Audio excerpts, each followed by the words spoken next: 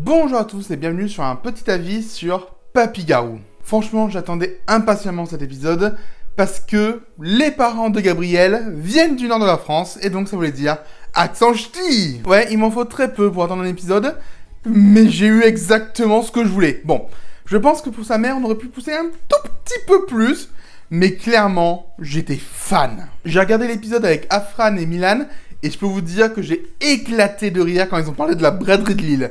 C'est quelque chose dont personne ne parle jamais, mais là, ils en ont parlé et moi j'étais génial. J'adore quand on parle du Nord-Pas-de-Calais parce que c'est une région qui m'est chère et franchement, nickel. Cet épisode m'a conquis rien que pour ça. Mais heureusement, il a plein d'autres qualités, dont notamment la relation entre Adrien et Marinette, qui est super touchante. On a eu 2 épisodes avant ça où c'était un peu...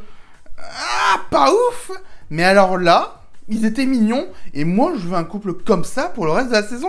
D'ailleurs, on a une autre relation qui était très touchante, la relation entre Adrien et Nathalie. Le personnage de Nathalie est pas un de mes personnages préférés, mais avec des petits éléments comme ça, elle commence à réellement me toucher et à se hisser en haut de mon estime. Lorsqu'elle est en dehors du repas, mais qu'elle entend tout, on voit toutes les micro-expressions, tout ce qui lui parcourt le visage. Et quelque chose qui est super bien pensé, on voit le gorille à côté, qui la regarde, il a conscience de l'amour entre Adrien et Nathalie.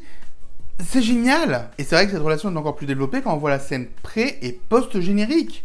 Elles sont sympathiques. C'est pas les plus exceptionnelles qui existent, mais franchement, elles font le taf. Mais vous savez ce qui fait vraiment le taf dans cet épisode? Le repas.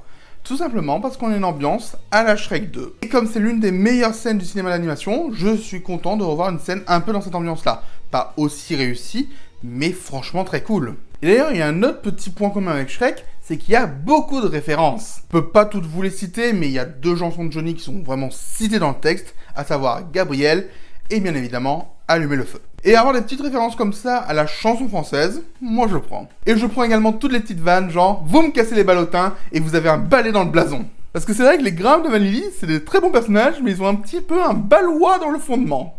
Bref, c'est un super épisode que je vous recommande bien évidemment, même s'il y a des petits faux raccords, notamment au niveau des dalles lors du combat des aquamatisés. Qui n'est pas la chose la plus marquante de l'épisode, faut bien l'avouer, même s'il y a un élément qui est important, mais j'en parlerai pas tout de suite, j'en parlerai en Lady Vlog quand ça sortira, parce que clairement il y a beaucoup de choses à dire sur Adrien et ses bagues. Bref, encore une fois, c'était vraiment super, et moi je vous dis à bientôt pour Daddy Cop. Ciao! Un immense merci à tous les soutiens de la chaîne. Vous pouvez continuer à m'aider en vous abonnant, en commentant et en partageant cette vidéo.